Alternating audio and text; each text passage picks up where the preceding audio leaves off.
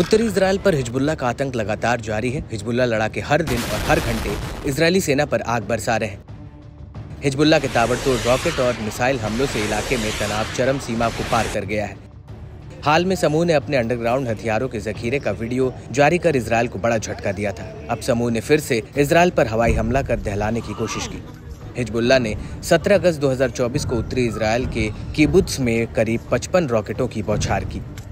Hezbollah के इस भीषण हवाई हमले से इजराइल में हड़कंप मच गया। दावा है कि हमले की जानकारी मिलते ही इजरायली पीएम भी हरकत में आ गए और इजरायली बलों के साथ बैठक की। वहीं लेबनानी प्रतिरोध ने ऐसे और बड़े हमलों के लिए इजराइल को तैयार रहने की चेतावनी दी है। समूह ने बताया कि लड़ाकों ने वादी अल केफोर पर हमले का जवाब देने के लिए उत्तरी इजराइल में नए इलाकों में रॉकेट दागे।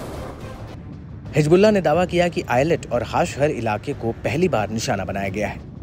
इस पर इजरायली सुरक्षा बलों ने खुलासा किया कि हिजबुल्लाह का 50 से ज्यादा रॉकेटों से हमला बीते रात के इजरायली हमले की प्रतिक्रिया में था।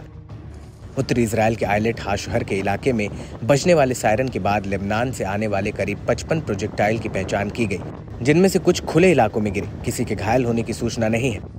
दरअसल 16 अगस्त 2024 की रात भर इजरायल ने हिजबुल्लाह के ठिकानों पर सीधे हमले किए थे। इजरायली एयर स्ट्राइक में कम से कम 10 लोग मारे गए और 5 अन्य घायल हुए थे। आईडीएफ ने दावा किया था कि उसने हिजबुल्लाह समूह से जुड़े एक हथियार डिपो को निशाना बनाया था, जिसमें मुख्य रूप से सीरियाई नागरिक मारे गए और घायल हो गए थे।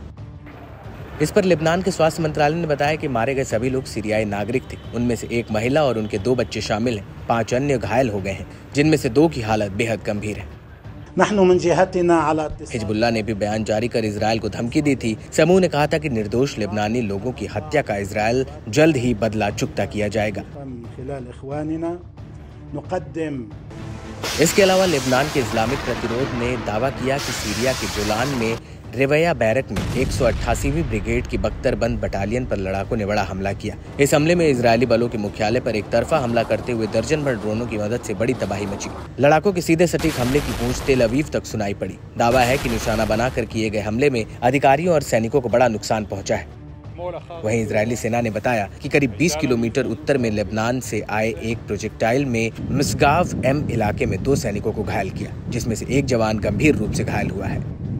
रेजिस्टेंट ने बताया कि लड़ाकों ने एक इजरायली बंकर को भी निशाना बनाया, जहां इजरायली सैनिक गाइडेड हथियारों के साथ बिरकेड रिशा साइट पर तैनात थे, जिन पर अचानक हमला कर बड़ा नुकसान पहुंचाया गया है। इसके अलावा समूह ने मेटाट बैरक के पास रॉकेट हथियार से इजरायली सैनिकों की तैनाती पर हवाई बमबारी की। लड़ाकों ने जल अल दीर साइट के पास फलाक रॉकेटों से इजरायली फौज के ठिकानों को निशाना बनाया। हिजबुल्लाह ने तोपखाने के गोले से अल 80 साइट को भी निशाना बनाया। साथ ही लड़ाकों ने नेतुआ बस्ती में इजरायली सैनिकों की ओर से इस्तेमाल होने वाली इमारत पर हमला कर उसे मिट्टी में मिला दिया।